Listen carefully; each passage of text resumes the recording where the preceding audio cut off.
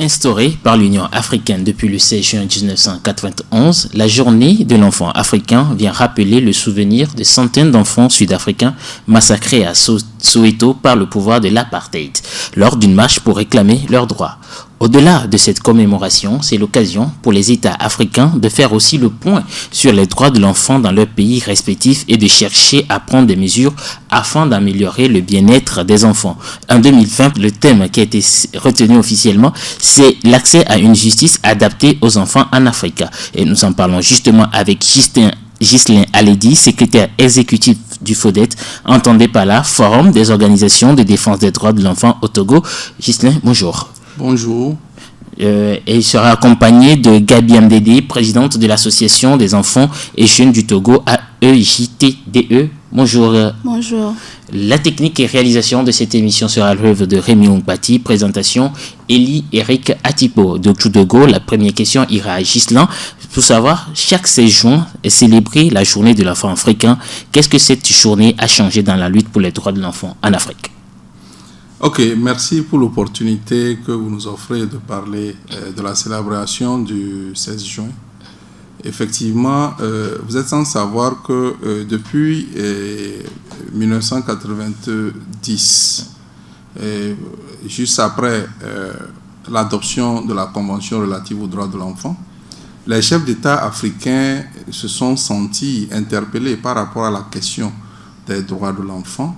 Et outre la Convention relative aux droits de l'enfant qui avait été adoptée par les Nations Unies le 20 novembre 1989, les chefs d'État africains se sont décidés de pouvoir aussi avoir une convention à l'africaine qu'on a appelée la Charte africaine des droits et du bien-être de l'enfant. Et ça, c'est déjà en 90 qu'ils ont eu cela. Et maintenant, cette charte demande à ce que les États africains puissent s'engager à réaliser les droits de l'enfant. Et au-delà de ces droits, respecter aussi une certaine spécificité de l'Afrique. Et c'est en cela qu'on a eu, la Charte africaine des droits et du bien de l'enfant. Mais par après, avec le carnage en Afrique du Sud par rapport aux enfants qui réclamaient leurs droits à l'éducation, les chefs d'État africains ont décidé d'avoir ce qu'on appelle la journée de l'enfant africain, le 16 juin, parce que ce qui s'est passé en Afrique du Sud, c'était le 16 juin. Et donc, effectivement, on a... Alors, la question c'est, quelles sont les avancées ou qu'est-ce qui a été fait? Je peux dire beaucoup de choses ont été faites. D'abord, la ratification de la Charte africaine des droits et du bien-être de l'enfant. Aujourd'hui, sur 54 pays, nous avons 48 qui ont ratifié. Or, l'acte de ratification, c'est le fait que l'État s'engage à pouvoir être lié avec les dispositions qui sont contenues dans la Charte africaine. Et dans cela veut dire qu'il y a une avancée. La seconde avancée, c'est que aujourd'hui, la Charte africaine est en train d'être implémentée, d'être mise en œuvre dans les différents pays africains. Et c'est en cela que l'Union africaine a décidé à ce qu'on célèbre le 16 juin. Le 16 juin, à l'image du 20 novembre, qui est la date de la journée internationale de l'enfant, nous avons le 16 juin pour célébrer l'enfant africain. Et aujourd'hui, quand vous regardez, par exemple, si je suis dans le cadre togolais, la Charte africaine a apporté beaucoup de choses dans l'élaboration du Code de l'enfant. Parce que quand vous regardez spécifiquement entre la Charte africaine et la Convention n'est pas explicite par rapport aux devoirs de l'enfant. Mais la Charte a parlé de 2 articles qui parlent de la responsabilité, donc des devoirs de l'enfant. Il y a beaucoup d'articles ici qui sont au niveau de la Convention et qui sont dans la Charte qu'on ne retrouve pas. Et tous ces articles-là ont été repris par le législateur togolais au niveau de du Code de l'enfant. Et moi, je trouve que c'est des avancées. Et c'est ce Code de l'enfant qui fait cours jusqu'à ce jour. C'est ça qu'on applique et on essaie de faire avancer aujourd'hui. Et donc, aujourd'hui, le thème dont nous sommes en train de parler, nous sommes en train de célébrer, fait partie intégrante. Il y a beaucoup de pages, beaucoup de dispositions dans le Code de l'enfant qui parlent de l'enfant en conflit avec la loi. Et je crois qu'on on en parle là pour comprendre un peu ce que ce thème voudrait dire. Alors, Dédé Gabiam, vous qui êtes de l'association des enfants et jeunes du Togo, EJTDE Togo, dites-nous aujourd'hui, comment est-ce que si on vous disait de présenter le tableau de la défense des droits de l'enfant au Togo, qu'est-ce que vous pourrez dire? Comment est-ce que les enfants sont traités au Togo? Comment est-ce qu'on les défend au Togo aujourd'hui? Merci pour l'opportunité que vous nous donnez aujourd'hui pour nous, organisation de la société civile de défense des droits des enfants, de pouvoir parler des travaux qui ont été faits jusqu'à ce jour.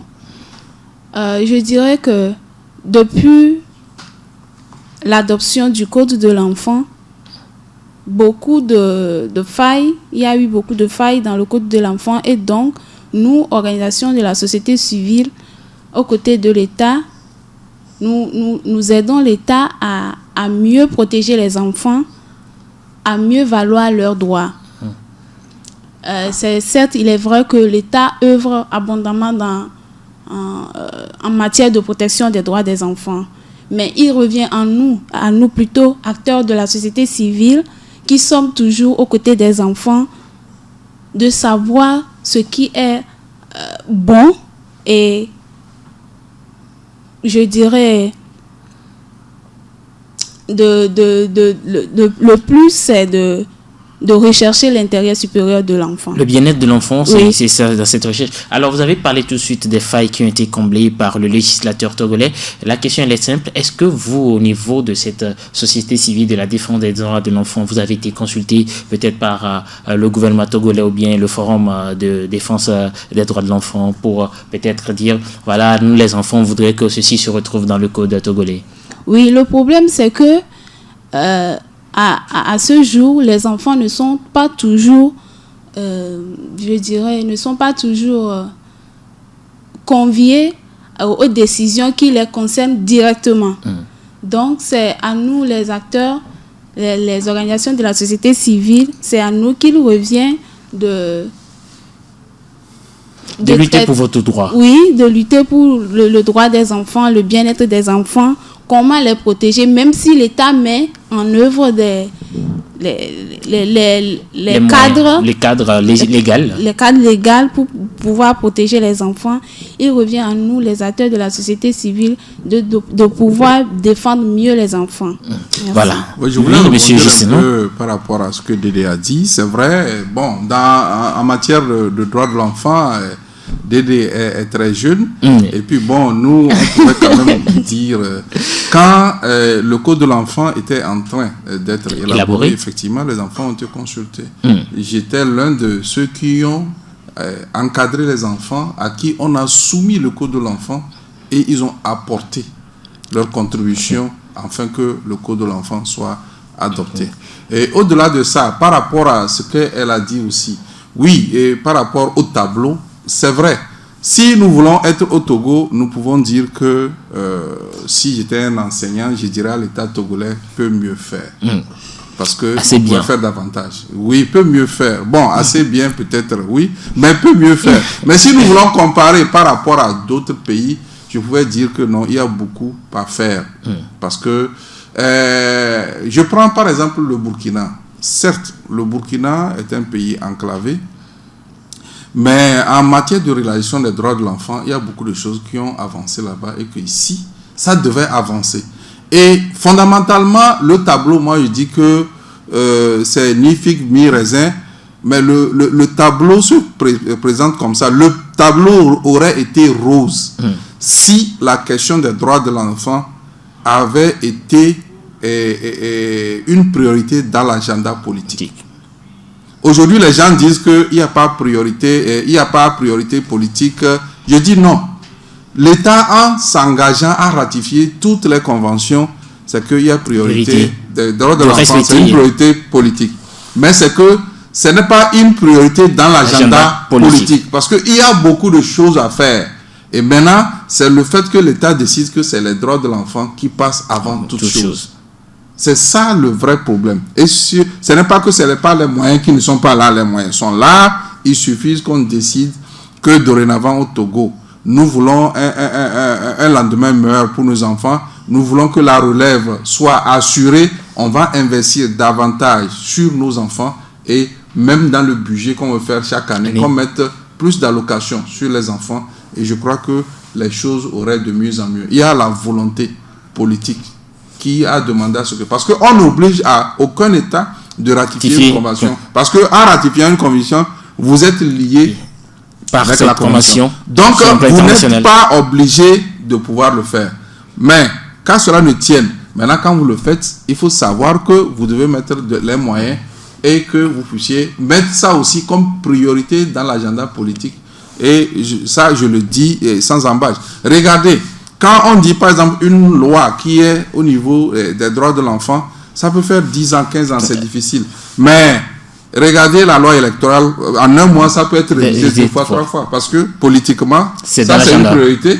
Mais par rapport aux questions des droits de l'enfant, non, ce n'est pas une priorité. Donc ça peut rester 15 ans, on n'a pas voté, ça ne nous regarde pas. Donc c'est ça le vrai problème. Il faudrait que ça devienne une priorité dans l'agenda politique pour que les choses puissent aller au mieux. Et la conséquence de ça, ce que l'Union africaine a remarqué pour cette année, c'est que les enfants peut-être n'ont pas accès à une très bonne justice. Et alors, quelle est l'explication? Qu'est-ce que l'Union africaine voudrait demander à ces États qui ont pris part à la signature de cette convention, de cette charte, de pouvoir prendre soin des enfants avec le thème choisi pour cette année 2020? Ok, merci beaucoup. En fait, l'Union africaine n'a pas beaucoup abondé en matière de législation sur la question de la justice pour enfants. C'est vrai qu'au niveau de la charte africaine et des droits et du bien-être de l'enfant, il y a quelques dispositions qui parlent, par exemple, c'est des dispositions très avancées par rapport aux dispositions de la Convention. Oui. Par exemple, des dispositions qui parlent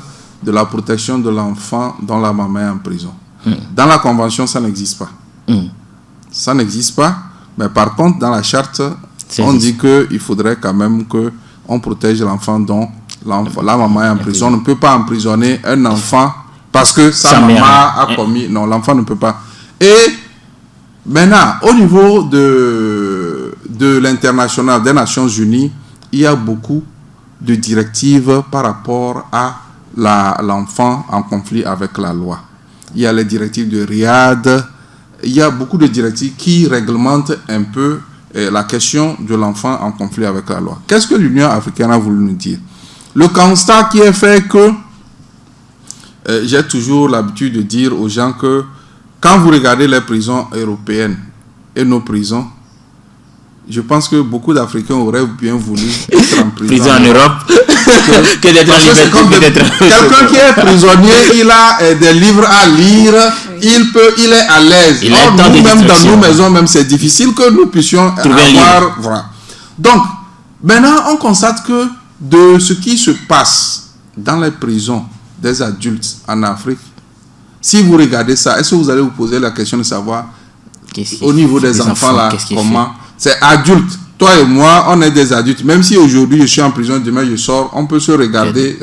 Les enfants qui d'abord dans nos communautés n'ont pas droit à la parole. Est-ce que quelqu'un va les ménager pour améliorer leurs conditions de détention? C'est ce dont pourquoi l'Union africaine est en train de parler de cette justice adaptée aux enfants. Parce qu'il y a des dispositions. Normalement, un enfant qui... sur le plan togolais, un enfant qui a moins de 14 ans est pénalement irresponsable. C'est l'article 302 du Code de l'enfant qui met la responsabilité pénale de l'enfant togolais à 14 ans, même si en France c'est à 13 ans. Oui. Donc, c'est ça. En France c'est à 13 ans. Et ça, pour la petite histoire, je vais vous raconter. Nous étions là en tant que personnes ressources lorsque les députés togolais d'antan adoptait le code de l'enfant.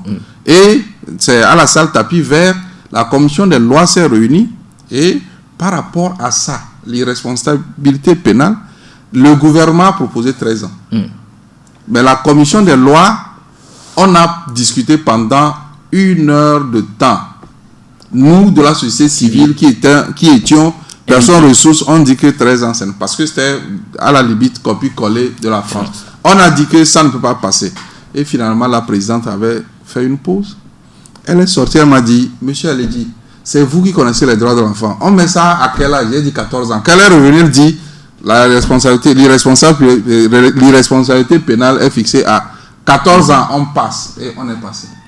Pour montrer, tel que Dédé a dit, il faudrait aussi que la société civile travaille. Si on vous reconnaît par rapport à votre travail et votre expertise, vous pouvez aider. C'est-à-dire ne pas être en chien de faïence avec l'État. On dit l'État ne fait rien, l'État... Non. C'est notre responsabilité d'aller aussi à côté, de pouvoir, nous, on le fait au quotidien. De faire comprendre à l'État les réalités qu'est-ce qu'il doit faire. Parce que être député ou être ministre, ce n'est pas aller à une école pour avoir. Mais il y a des techniciens qui peuvent vous dire, vous orienter, ah, ceci là, c'est comme ça, c'est comme ça. Donc ça, c'est... Être député ou pas, vous avez aussi des enfants qui peuvent être... C'est une parenthèse. Donc par rapport à l'Union africaine veut interpeller les États pour qu'ils respectent les lois en matière de justice pour mineurs. La justice pour mineurs est une justice spécialisée, au sein de laquelle on ne doit pas normalement emprisonner un enfant avec un adulte. Au sein de laquelle il y a ce qu'on appelle la célérité de la procédure. C'est-à-dire que quand un enfant rentre en prison, d'abord même quand il est appréhendé, il n'est pas encore jugé, les principes veulent qu'on accélère rapidement la procédure pour qu'il puisse pouvoir être jugé, soit relaxé, ou bien s'il est condamné, qu'on le condamne. La condamnation, c'est pas plus de 5 ans. C'est pas plus de 5 ans, afin que cet enfant soit restauré, qu'il soit remis dans la société. Donc, il y a ces principes. Il y a aussi le fait qu'on doit séparer, même si on est dans un quartier pour mineurs, séparer les filles des garçons, les prévenus des condamnés, les grands bandits, des voleurs des petits larcins de poules. Parce que, je disais tout à l'heure ça à Dédé, imaginez qu'un enfant qui a 17 ans, qui est rentré dans un gang et qui a cambriolé une banque. Il revient retrouver dans le quartier pour mineurs quelqu'un qui a volé une poule. De 13 ans, ou bien de 14 ans. 14 ans. Si celui-là sort, d'abord, quand ils sont là, ils causent. Moi, j'ai braqué une banque, j'ai des milliards. Quand je sors ici, on m'a donné que 5 ans parce que j'étais enfant. Quand je sors ici, là, je deviens milliardaire. Toi, tu es bête. Tu es allé prendre une poule. Une poule combien? Quand cet enfant-là va sortir, celui qui a acheté et qui a volé la poule, qu'est-ce qu'il va faire? Il va chercher à braquer une banque. Or, ce n'était pas son intention. Donc, c'est ce dont pourquoi on veut que les grands bandits soient à part. Et ceux qui ont les petits larcins à part. Mais malheureusement, l'interpellation de l'Union africaine, c'est de ramener à ce que les États aillent dans ce sens. Parce que ce que nous sommes en train de dire, comme c'est de la blague, imaginez-vous que le cas de figure que je viens de vous présenter, que l'enfant là qui a braqué une banque contamine 10, 15 enfants qui ont volé des poules ou bien 50 francs et que... Qu'est-ce que le Togo serait? Quand ils sortiront, ils seront des grands bandits et ça fera de nous un État voyou. C'est ça que l'Union africaine est en train de dire aux États africains, de respecter ces principes, afin que l'enfant puisse aussi être restauré, afin que l'enfant, la prison que l'enfant fait, ce ne serait pas une punition, mais c'est de pouvoir le protéger pour qu'il redevienne un citoyen de demain. La preuve est que beaucoup ont fait la prison, mais ça ne leur a pas empêché après tout de devenir même président de la République et consort. Quand nous verrons l'Afrique, l'histoire de l'Afrique, les opposants ont fait la prison. Après tout, ils sont sortis de la prison, ils sont devenus des présidents de la République. C'est comme un enfant qui a suivi l'exemple de Mandela qui dit alors je vais faire la prison pour devenir président aussi. C'est possible. Alors, M. Gisley, quand on est en train d'évoquer tout de suite la législation togolaise en matière des droits de l'enfant, j'aimerais savoir, est-ce que les enfants ici en conflit avec la loi au Togo ont-ils accès à une justice équitable? Oui, c'est une grande question, mais je dirais tout de go que les enfants au Togo ont droit à une justice équitable pour 2 raisons. La première raison, c'est du fait que d'abord, le législateur togolais, le chef de l'État, d'antan, était très prévisionnaire parce que la justice pour mineurs a été créée en 1970. Le Togo avait alors un pas sur les autres pays africains. Oui. 1970, la justice pour mineurs a été créée, c'est-à-dire que le tribunal pour mineurs a été créé pour la première fois en 1970. La brigade pour mineurs a été créée en 1970. Déjà, on pensait à la justice des enfants. Après, c'est vrai qu'on a traîné les casseroles depuis 1970 jusqu'en 2013. Il n'y avait seulement qu'un seul tribunal pour enfants au Togo. Avec un seul juge. Avec un seul juge. On a fait des plaidoyers et le chef de l'État nous a entendus. Et maintenant, dans tous les ressorts, il y a soit un juge pour mineurs qui est nommé, oui, ou bien un juge qui fait office de juge pour mineurs. Et tous ces juges-là sont formés en la matière et ils arrivent à dire le droit en ce qui concerne la justice pour mineurs. C'est en cela que je peux dire que oui, il peut y avoir une justice il y a une justice quand même équitable pour les enfants.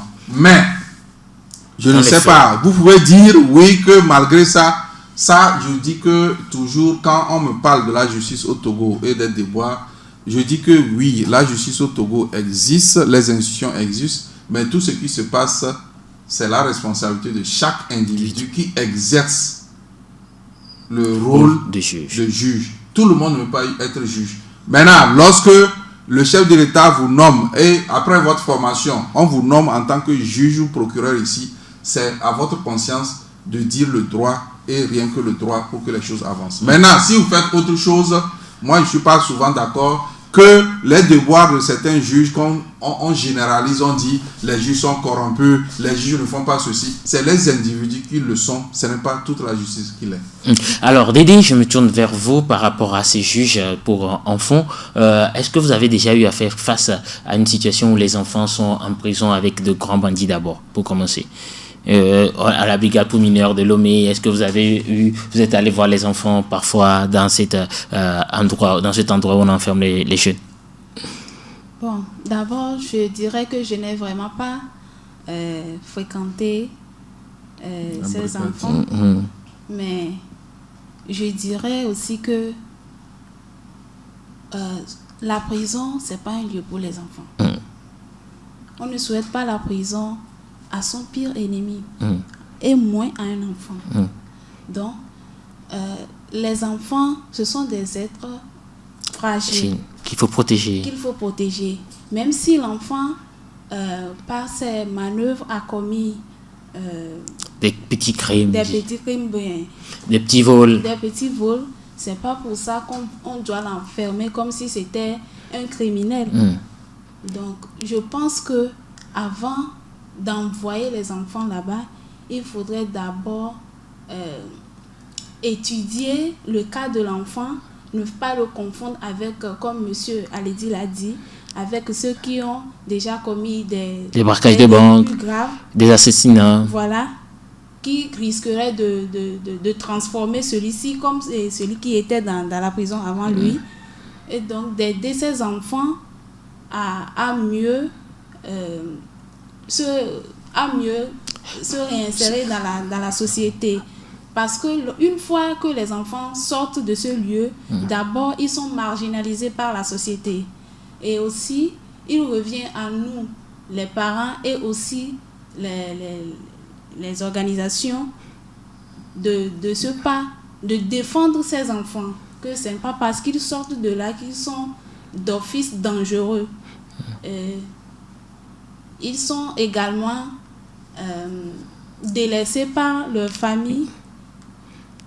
Et souvent, quand ils sortent, ils se retrouvent dans les rues, ces enfants. Oui. Et nous devons aussi également souligner à chaque fois que ce sont ces conflits incessants dans les pays qui font que les enfants, ce nombre d'enfants dans les rues ne cesse de s'accroître au jour le jour.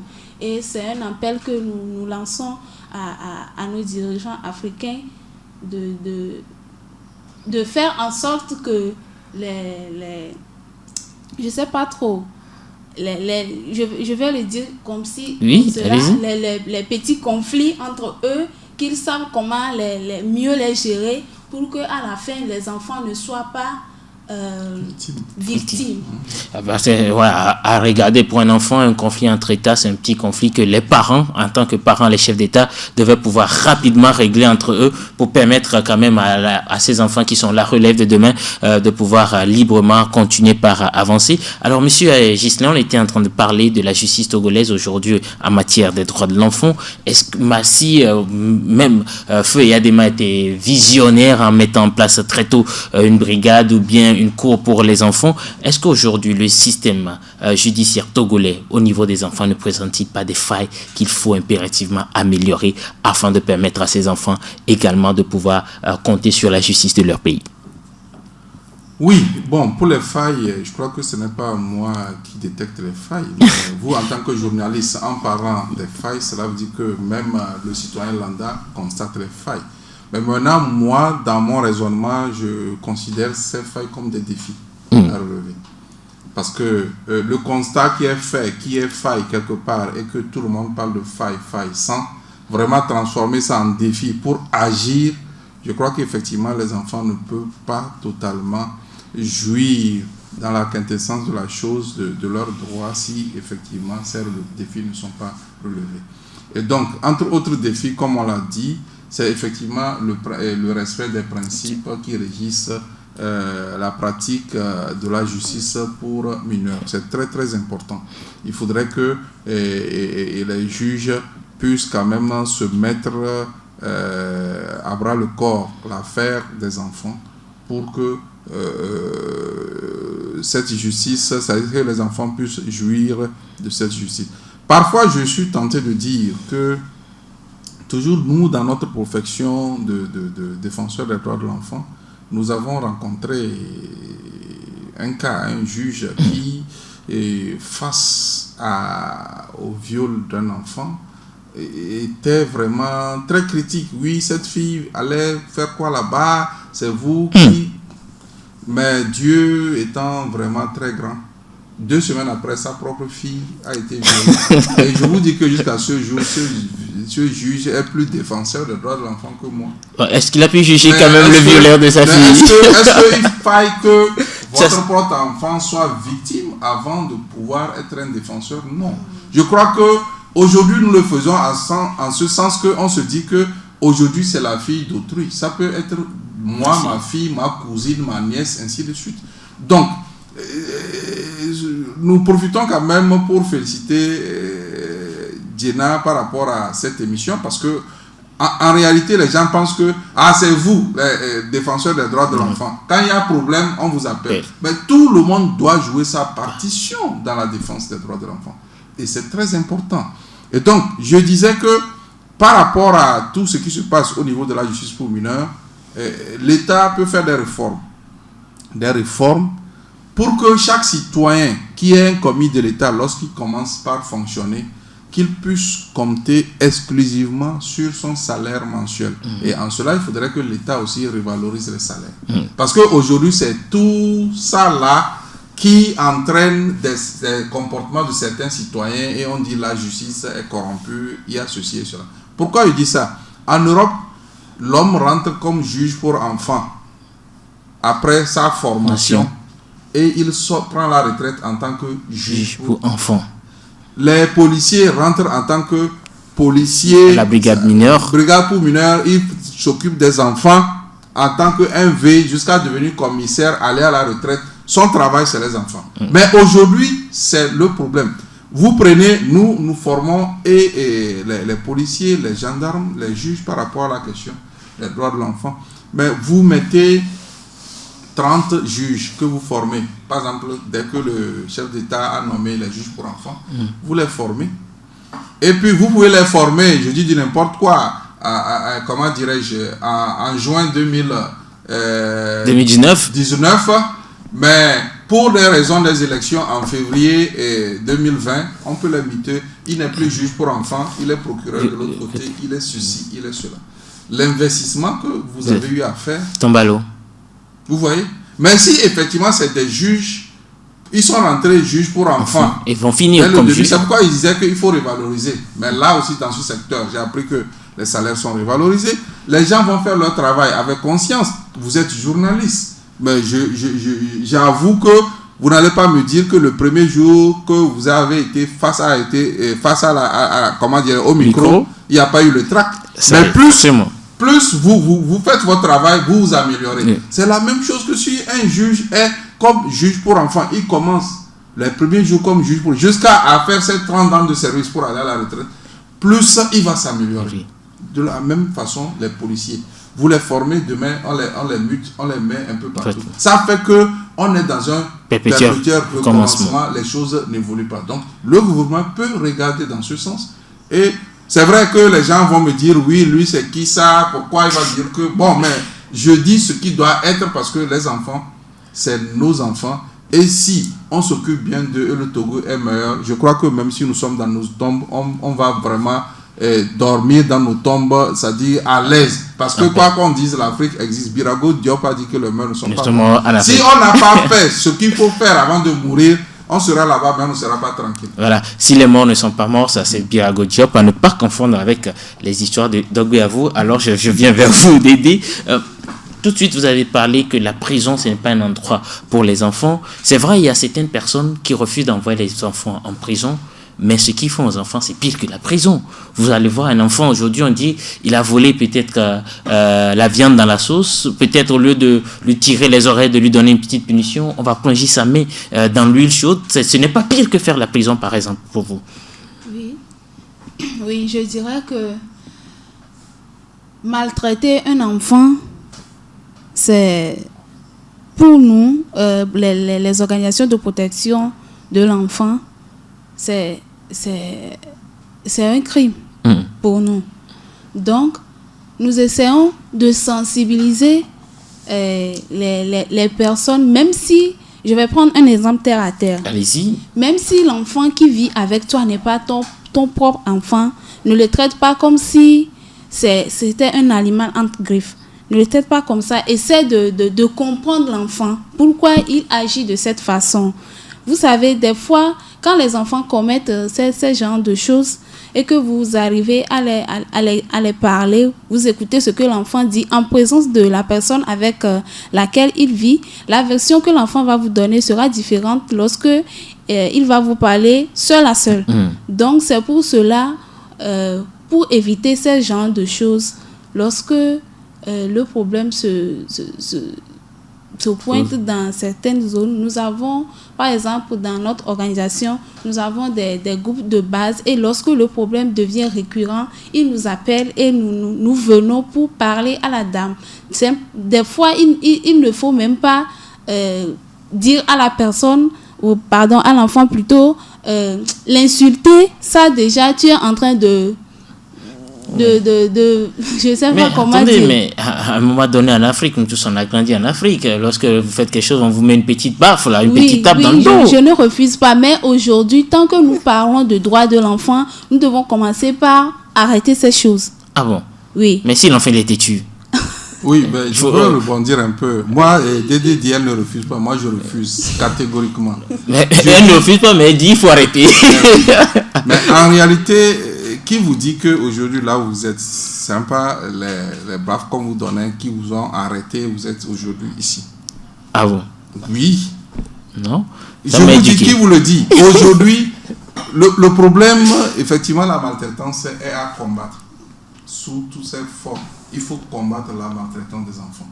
Et je dis, un enfant, c'est tout être humain âgé de moins de 18 ans, à la différence d'un animal. Aujourd'hui même, il y a des défenseurs des animaux qui disent qu'il ne faut pas faire ci, il ne faut pas faire ça. Et à plus, je cite un humain. L'humain, on lui parle, il a les oreilles, il écoute et il s'exécute. Le bâton n'a jamais réglé quelque chose dans la vie. Rien. J'ai rencontré un ministre qui m'a dit, oui, c'est vous. Je dis, monsieur le ministre, sûrement que si on ne vous avait pas battu, peut-être vous serez l'actuel président de la République togolaise. Ah bon? Oui, c'est le bâton qui vous a arrêté et vous êtes resté ici. Est-ce que lorsque vous êtes en train de dire ça, vous n'êtes pas en train d'encourager peut-être l'impunité ou bien le laisser aller chez les enfants? Oui, je n'encourage pas nulle part l'impunité ou le laisser aller. Les enfants, d'abord, il faut que nous changeons de paradigme dans notre façon de parler.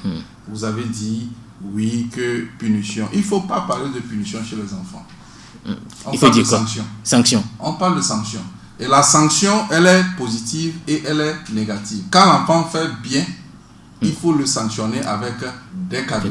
Quand il fait mal, il faut sanctionner. Mais en ce temps, il faudrait que la sanction, elle puisse être collégiale. Vous discutez avec l'enfant. Oui, tu sais que tu as fait ça, c'est bon, ce n'est pas bon. Ok, quelle est la sanction? Tu discutes avec l'enfant. Il n'y a pas de sortie ce week-end. Il n'y a pas de sortie ce week-end. Il n'y a pas de gâteau. Tu as demandé gâteau, il n'y a pas gâteau. Et l'enfant exécute ça à merveille.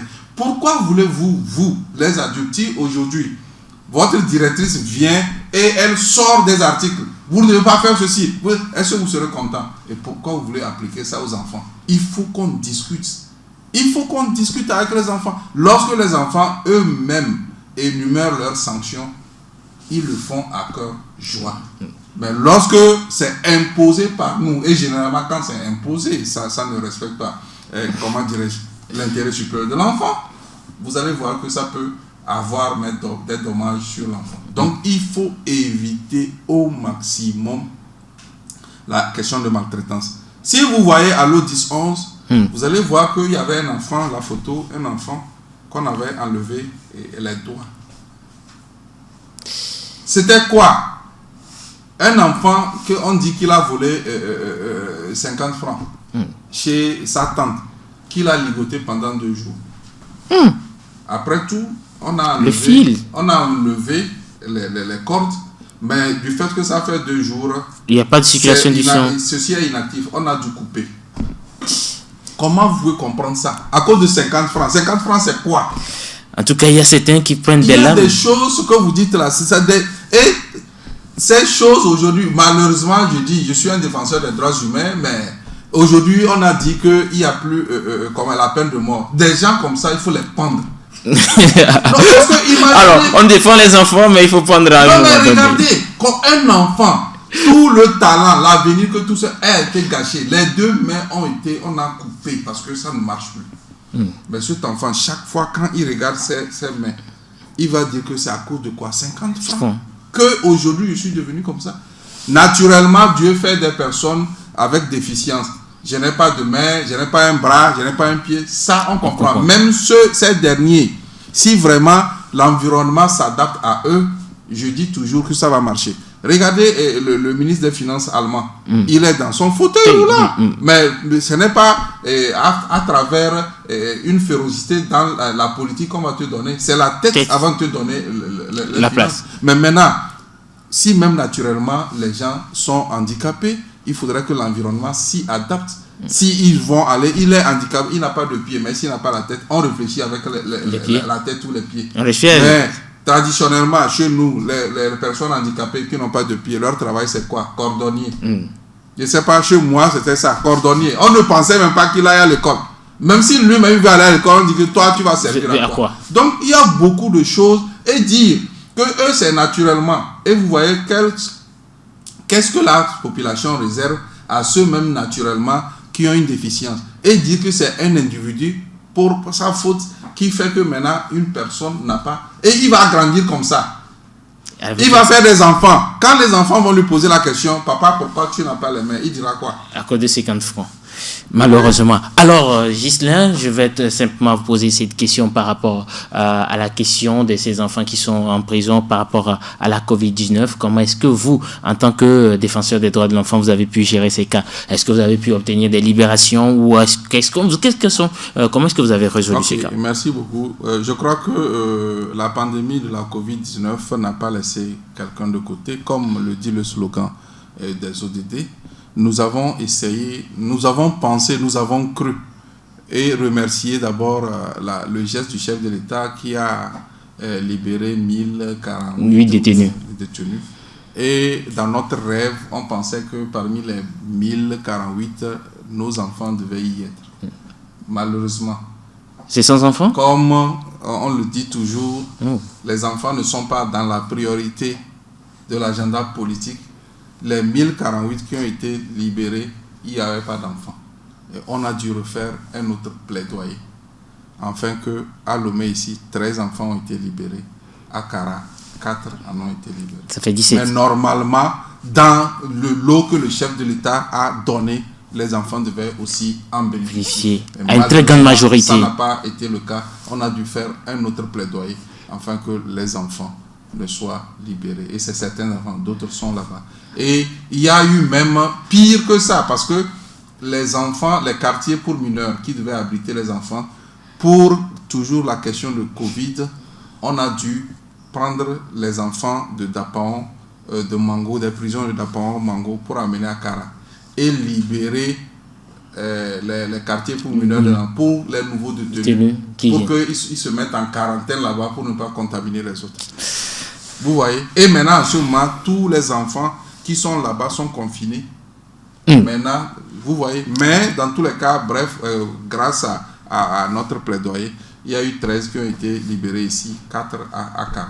Voilà, cette émission spéciale autour de la journée de l'enfant africain célébrée chaque 16 juin s'achève ainsi. Nous étions avec le secrétaire exécutif du Forum des organisations de défense des droits de l'enfant au Togo, FODET, Ghislain Aledi. Merci Ghislain d'avoir accepté notre invitation. Merci à vous, merci. Il était accompagné de Gabiam Dédé, présidente de l'association des enfants et jeunes du Togo, AEJTDE. Merci Dédé. C'est moi qui vous remercie. Alors c'est vrai, il y a beaucoup de points sur les droits de l'enfant sur lesquels on reviendra, et bien sûr l'émission Et nous tous les mardis à partir de 10h avec Edwige Pedo répondra à toutes ces questions. Mais c'était cette émission spéciale qui a été mise en onde par Rémi Humpati. Je suis Elie Ricatipo. Restez câblés toujours sur le www.radio.jena.info pour suivre toute notre actualité.